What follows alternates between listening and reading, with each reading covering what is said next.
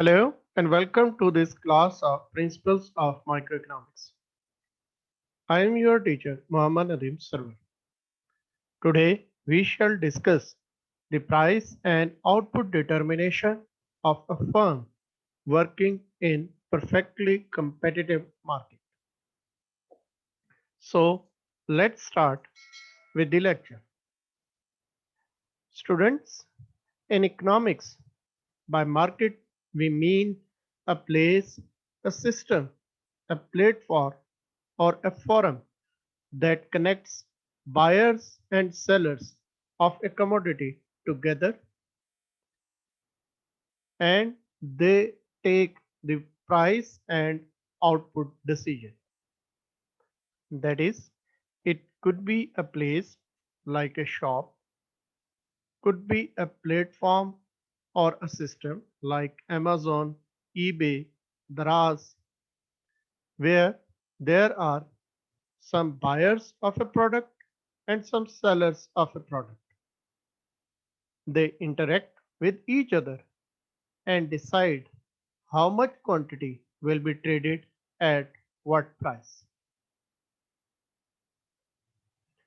In economics, we categorize markets in three broader categories. One, fully competitive market. For example, perfectly competitive markets or perfect competition, which we will study in this lecture. Then loosely competitive markets such as imperfect competition, oligopoly, cartels, etc. and non-competitive market like monopoly.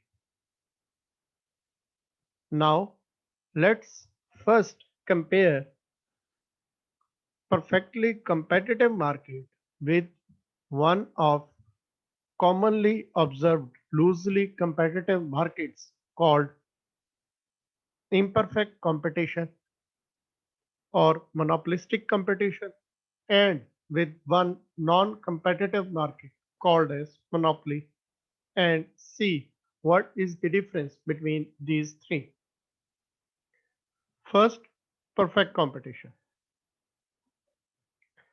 Dear students, in perfect competition, the number of sellers of a product are very large. These may be in hundreds, thousands, or in lakhs.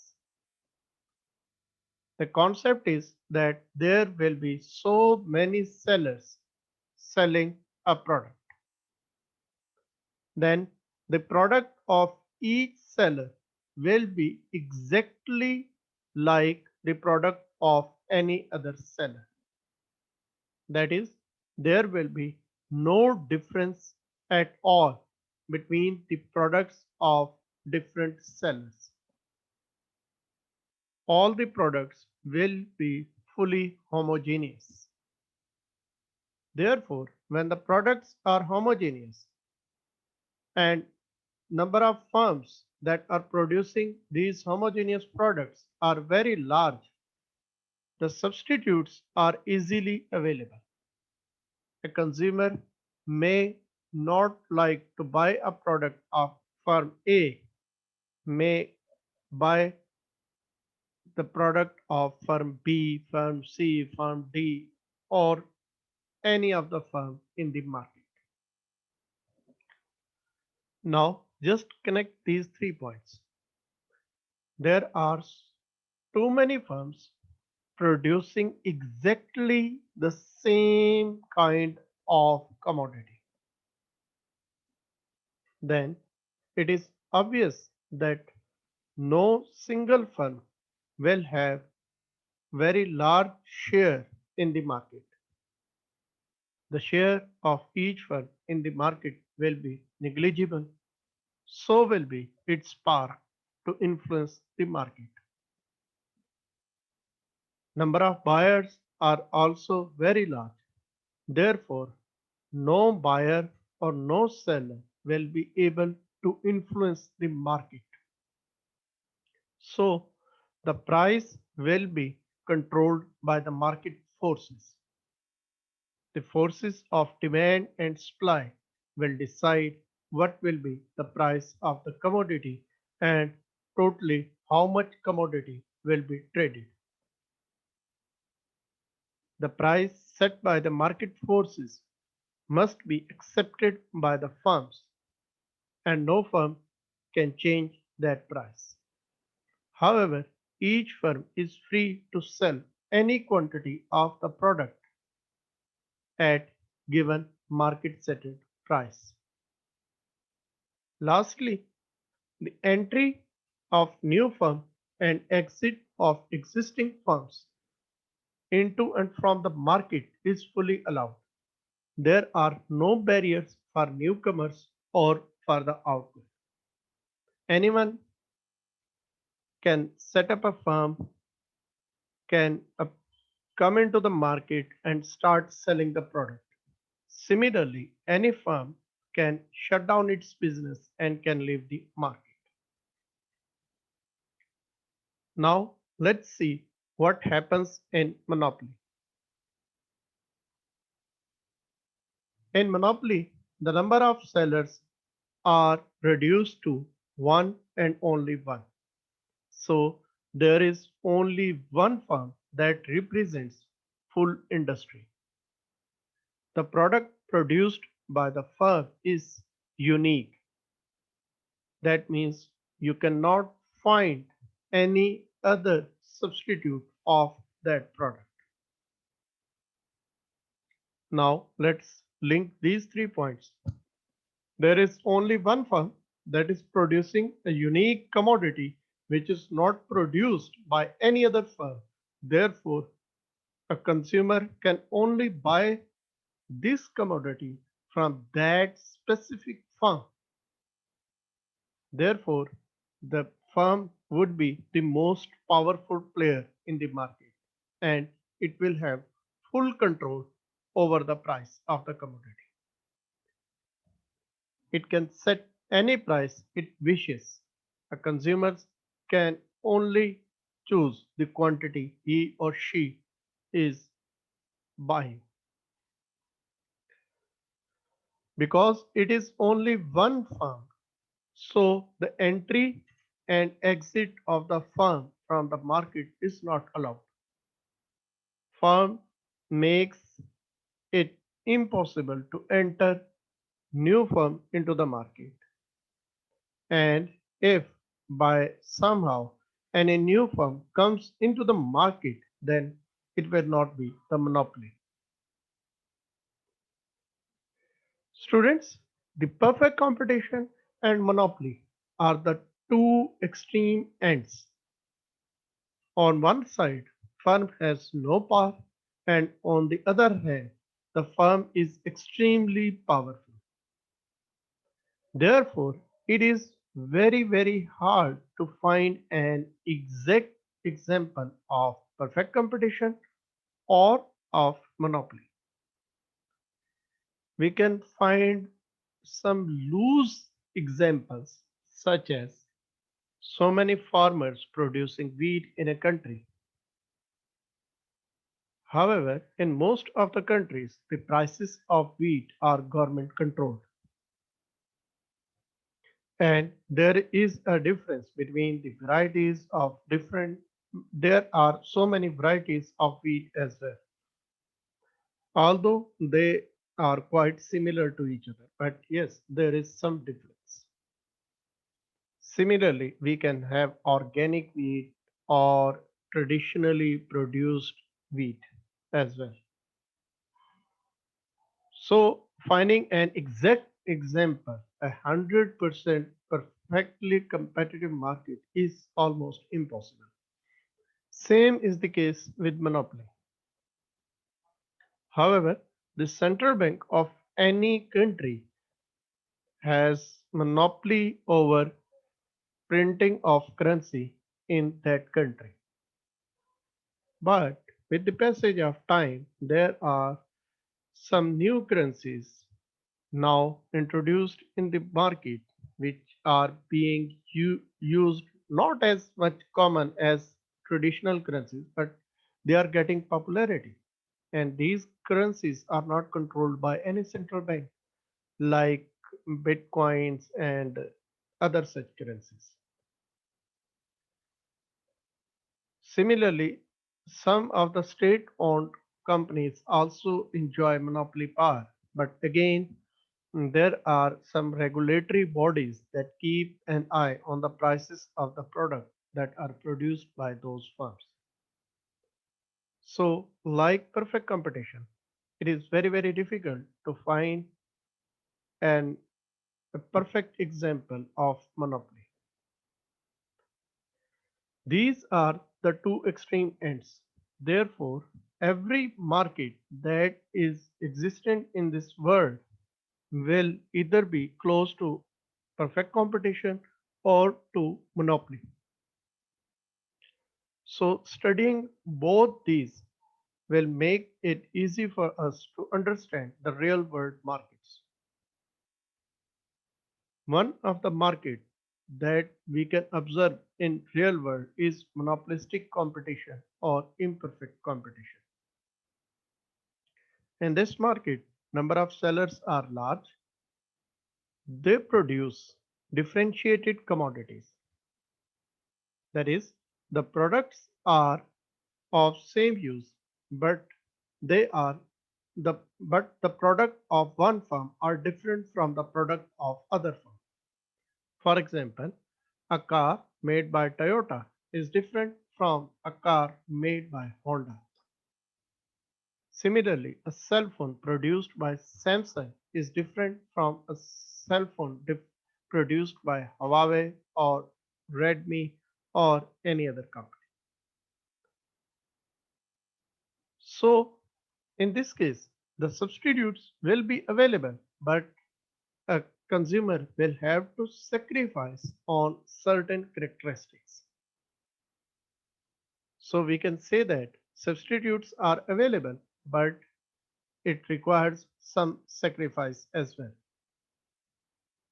So in this case, when there are so many firms producing differentiated commodities and substitutes are available but are somewhat difficult, the price is not fully controlled by the firm. A firm can partially control the price. That's why the prices of different models of different laptops produced by different firms having same specification are different because the firm knows that some buyers are loyal to our brand. Therefore, they keep this in mind while setting the price. They also keep that there are some other firms that are producing similar kind of laptops as well. So if they will charge too much higher prices, the consumers may shift to other firms. Similarly, in such markets, the entry and exit of the firms into and from the market is allowed, but it is somewhat difficult. So in this way, we can say that monopolistic competition is lies almost in middle of perfect competition and monopoly. Now let's discuss the perfect competition in detail. That is how a firm make output decisions in perfectly competitive market. Students, as we have seen earlier, that a perfect competition is a market in which there are so many large number of buyers and sellers producing similar goods with no barrier to entry and exit. The firms aim to maximize the profit. The price and output decisions are taken by the market, therefore, there is no government intervention. And factors of production are completely mobile. That means if a worker wants to quit a job from firm A and want to join the firm B, he is allowed to do so. He is not legally bound to stay in one market. Similarly, Since the products that are being produced in each firm are exactly the same, so the technology and the skill requirement will also be the same. Therefore, a worker who is fit for work in one firm is also fit for working in any other firm. So he can switch the firm whenever he wishes to do so. Same is the case with other factors of production. And since homogeneous products prices are controlled by the market, therefore all the market players, that is all the buyers and sellers, have complete knowledge of current and future market conditions. There is nothing hidden in perfectly competitive market.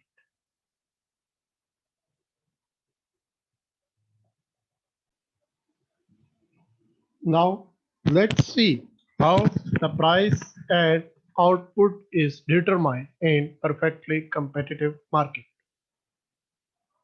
As we have already discussed that price is not controlled by the firm, rather it is decided by the market forces of demand and supply. So the price is determined at a point where quantity demand is equal to quantity supply, that is where the market is in equilibrium. So P star will be the level of the price and Q star will be the total quantity quan- of the commodity traded. Excuse me. Therefore, the firm will have option to sell any quantity of the good at given market set price. Therefore, the demand curve faced by the firm will look like this.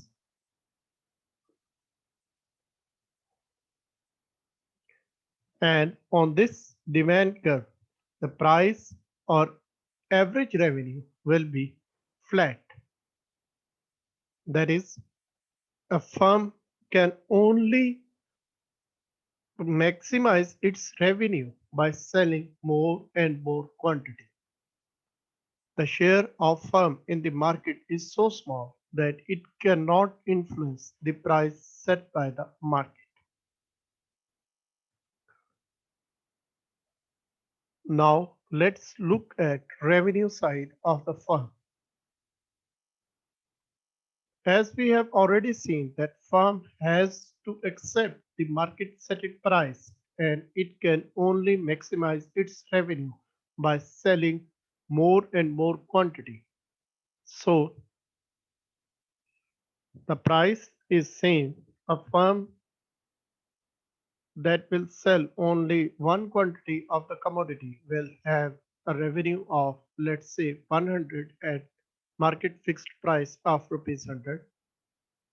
A firm that sells two quantities of a commodity will have a total revenue of 200. Same for rest of the information given in the table. The marginal revenue, on the other hand, shows the change in revenue due to change in the quantity of one unit. So the change in revenue is 100, change in quantity is 100 divided by 1 is 100. Change in total revenue is 100, change in quantity is again 1, so the marginal revenue is again 100. There is another term as well which is called as average revenue. Average revenue is defined as the revenue per unit of output. It is obtained by dividing the total revenue by the quantity sold.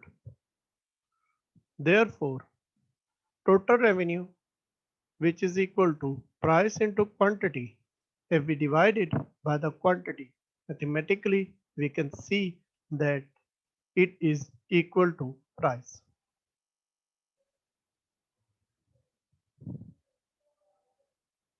So In perfectly competitive market, the price or average revenue and marginal revenue are same and constant, whereas total revenue is an increasing function of quantity. We can see this in diagram as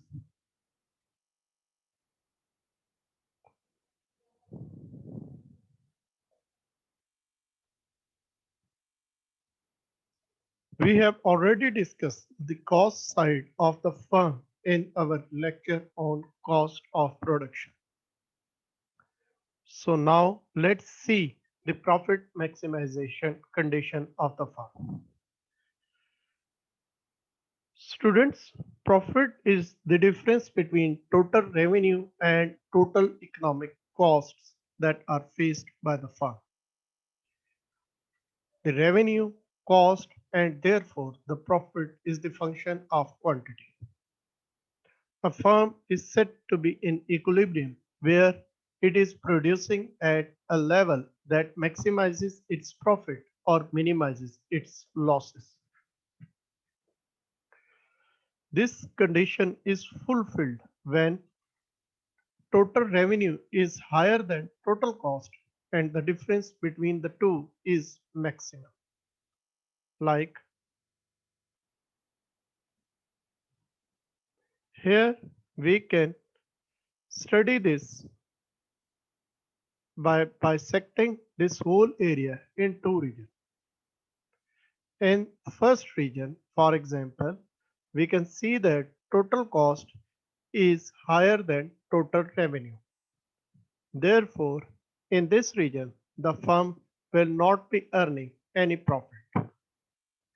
Whereas in second region, we can see that total revenue is higher than total cost. Therefore, the firm will be earning profit at each point in this region.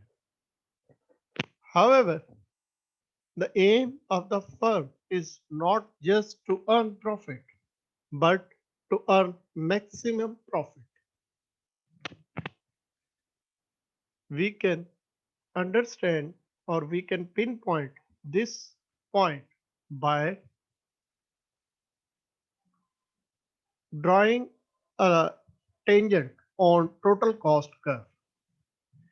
The, and then the point of tangency will represent the level of output where the difference between total revenue and total cost is maximum. This can be represented as a profit function in lower diagram.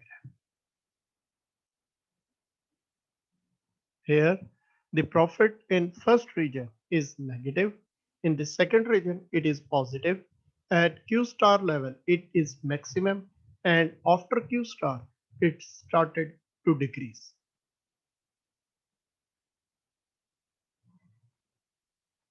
Now let's study the short-run profit maximization of the firm using MC, that is marginal cost, and MR, that is marginal revenue approach. Students, a firm is in equilibrium or its profit is maximum at an output level where MC is equal to MR, that is the value of marginal cost and the value of marginal revenue are equal, and the slope of MC is higher than the slope of MR. Or in other words, MC cuts MR from below. Let's first try to understand what these two conditions mean.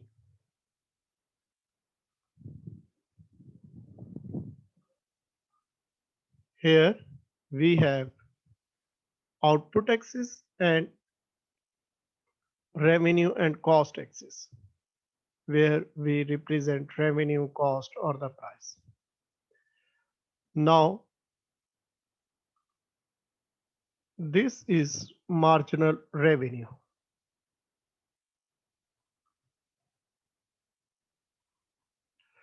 And we know that marginal cost curve first decreases reaches a minimum point and then increases sharply. This is MC. Now, at these 2 points labeled as or marked as point A and point B, at both these points, marginal revenue is equal to marginal cost.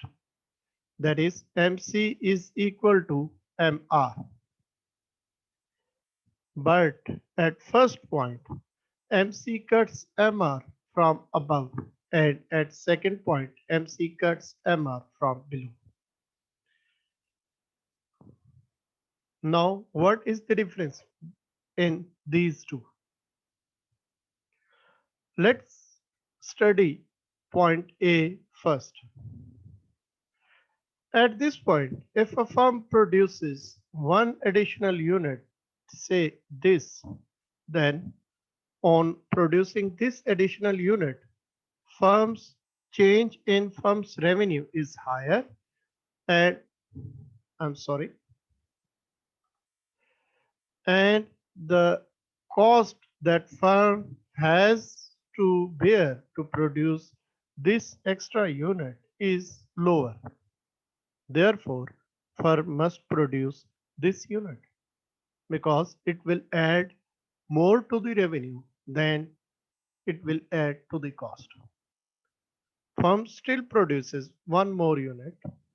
Here again, the addition, I'm sorry, this is something even new for me, so I often make mistakes while drawing the sketching the curves using the whiteboard facility of a Zoom. So please bear it. Here again, the addition to the cost is lower while addition to the revenue is higher. So the firm's profit will increase. Now let's assume that firm reaches this point where addition to the revenue and addition to the cost are same. If the firm still produces one more unit, for example, this one, then producing this unit will add more to the cost and add less to the revenue. Therefore, because additional cost is higher than additional revenue, so producing this unit will actually result in decreasing the profit. So rationally, the firm should not produce any unit after this one. And here we can see that MC is rising. So the slope of MC will be positive, whereas the slope of MR is 0. Any positive value is higher than 0. So we can say that here the slope of MC is greater than the slope of MR. Now let's go back to the slide.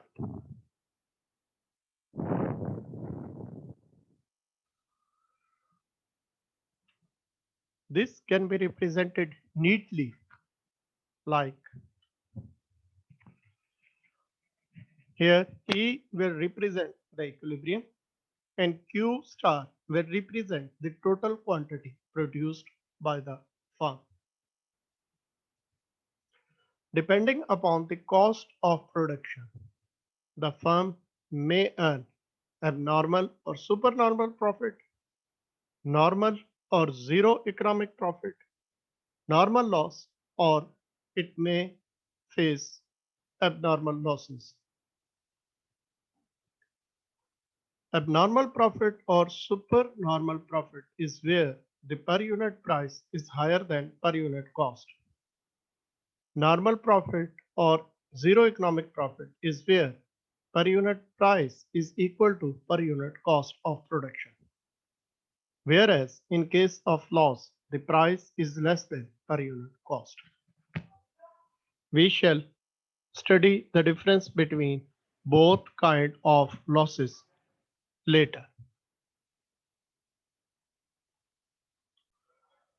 Let's study these cases one by one. First is abnormal profit. Here, the condition is that the price must be higher than average cost.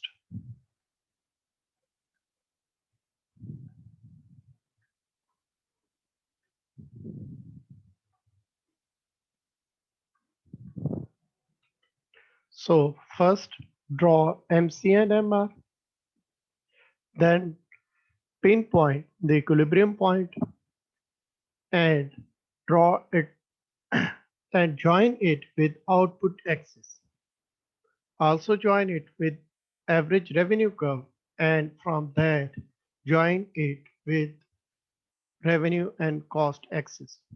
This will give you output and quantity.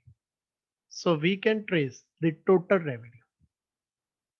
The firm is producing OQ star quantity of a product and selling it at a price represented by OP star or Q star E.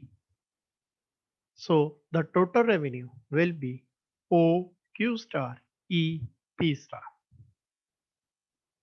Now let's introduce average cost. Remember, the price is here at a point where Q star E line touches AR or price line. Since AR and MR are same, so this point is also represented by point E.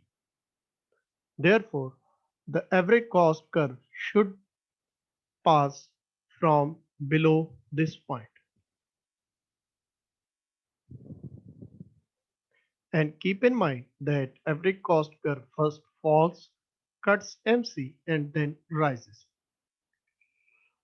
So to produce OQ star quantity of a product, the firm bears Q star A as per unit cost. Rest above this cost is firm's profit per unit. Therefore, the per unit price is OP star or Q star E. Per unit cost is Q star A and per unit profit is AE.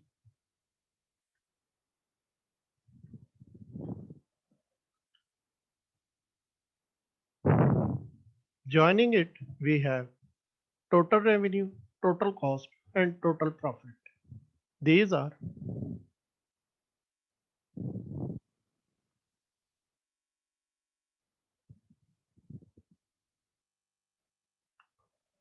now let's study normal profit.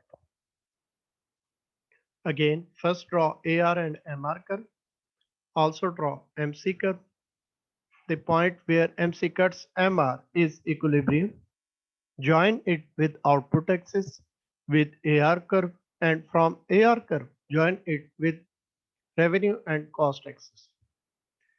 You do not have to do all this in perfect competition because AR and MR are same and they are already joined with revenue and cost axis. However, if you keep these points in mind, it will be easy for you to do this in case of any other kind of market structure. Now, we know that in normal profit, the price of the product is equal to the average cost on producing that product. Here, when the firm is producing Q star quantity, the price is where this Q star E line touches AR. This is exactly the point E. So the AC must pass through this point. So the output level is OQ star. Per unit price is OP star or Q star E. The total revenue is O Q star E P star. Total cost is also O Q star E P star.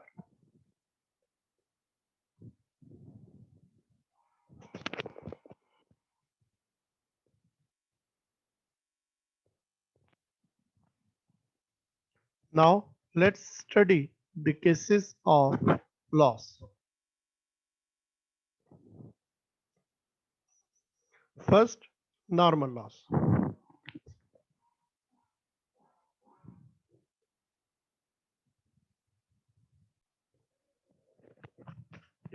Again, the steps are same.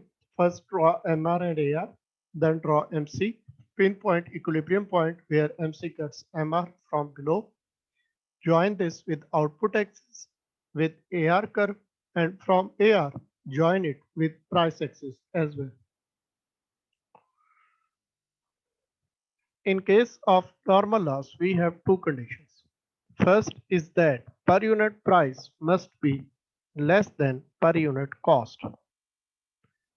Here, when the firm is producing at level Q star or OQ star, the per unit price is where this line, that is EQ star, is touching AR or average revenue or price line, which is exactly the point E itself. Therefore, the average cost curve should be higher than E point at this level of output. This is represented as. So in this case, a firm is producing OQ star quantity of the output. It is selling each unit at price P OP star or Q star E, whereas the cost of producing each unit is Q star A. We can clearly see that per unit cost is higher than the price per unit charged by the firm. The difference between these two will be the total loss. Oh, sorry, the difference between these 2 points will be per unit loss. However, there is another condition as well, which says that price should be higher than average variable cost. So here the average variable cost curve should pass from a point below point E. Again, keep in mind that AVC first decreases, cuts MC, and then increases. And also that the difference between AC and AVC is average fixed cost. So this diagram shows that this firm is able to recover all the variable costs, but for the fixed cost, it is able to recover them partially. That is, a part of fixed cost is recovered while a part of fixed cost is the loss borne by the firm. So here output is OQ star, price is OP star, and rest you can read.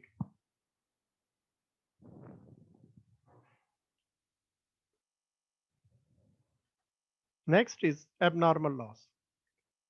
Again, starting from MR, AR, MC equilibrium point, joining it with output axis, AR from there joining it with y-axis, we have OQ star level of output, OP star level of price equilibrium point at E.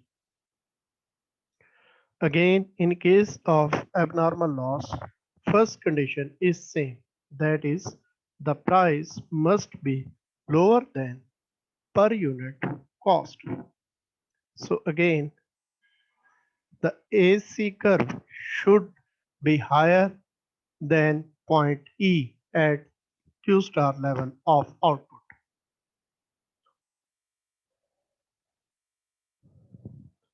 This is same to the diagram we just studied.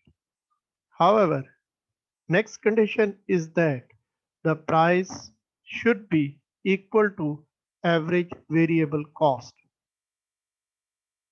That is, now the average variable cost will pass from this point, that is point E.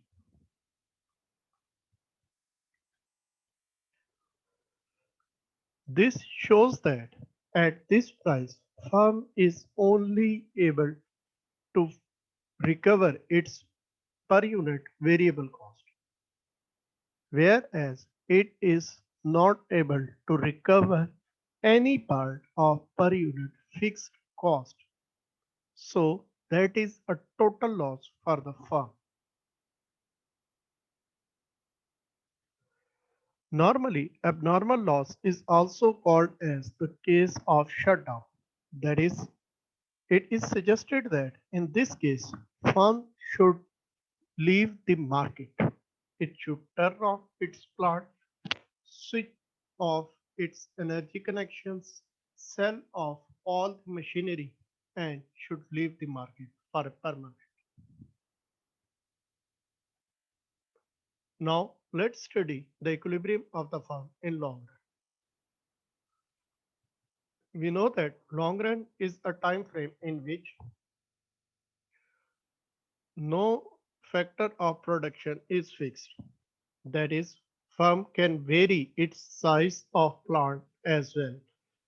It can vary the number of laborers as well. So it can adjust its level of output keeping in view the market conditions. Similarly, new firms may enter and old firms may leave the industry as well. So let's try to understand what will happen before drawing the diagram. Let's assume that firms are earning abnormal profit. What will happen? This will attract new firms to enter into the industry. New investors will come, set up their firms, and will try to produce this commodity and sell it at market price. Similarly, existing firms will also try to reinvest their profit and increase their productive capacity. All of this will result in increasing the supply. As a result, the price will come down and the profit will shrink. Therefore, abnormal profit is not a stable condition or not a stability point in this kind of the firm, in this kind of the market. Sorry. Similarly, if the firms are losing, that is, they are earning negative profit, then some of the firms will shut down, they will quit and leave the market. Similarly, the existing firms will also shut down some of their plants and lay off some of their workers. This will result in decreasing the supply. As a result, the price will increase, which will result in decreasing the losses. Therefore, loss is also not a stable situation. The stability will come when all the firms in the market will be earning normal profits. This is the profit which is just enough to keep the firms in business without attracting new firms and without discouraging existing firms. This is represented as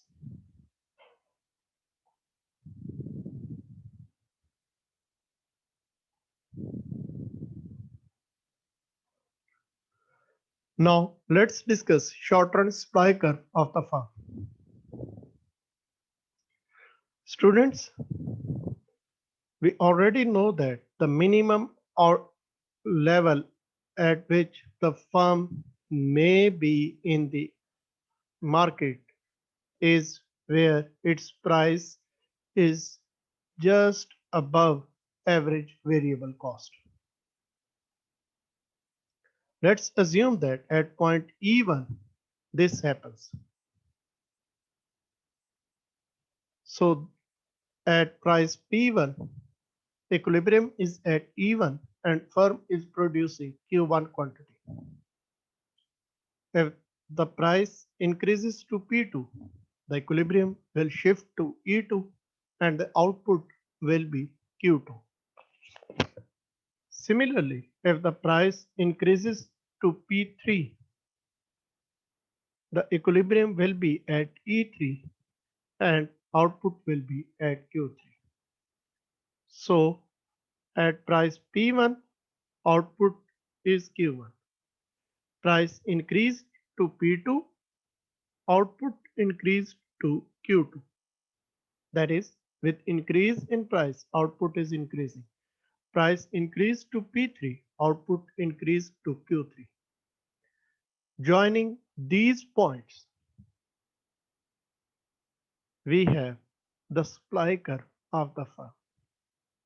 So, in other words, we can say that supply curve of the firm in short run is the part of MC which is above average variable cost. Now, short run supply curve of the industry or of the market. We know that in market there are so many firms. So the supply of each firm will have an effect on market supply, and the market supply will be the sum of the supplies by all the firms in the industry. This can be drawn as here at price P2, the total output by first firm is 2.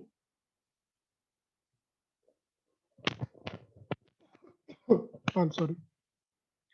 Total output by second firm is 5 and total output by third firm is 8. So adding them, we have a total of 15. Similarly, when price increased to P3, the first firm produced 4 units, second firm produced 7 units, third firm produced and supplied 10 units. Summing them up makes 21. Joining these points, we have market supply curve in short. I have taken this diagram from the book of Van Dyck, which is given in reference. That's all for this lecture. In next lecture, we shall discuss the price and output decisions of the firm in monopoly. Please post your questions and give your feedback in comments. Also consider liking and sharing the video and subscribing the channel. Thank you and goodbye.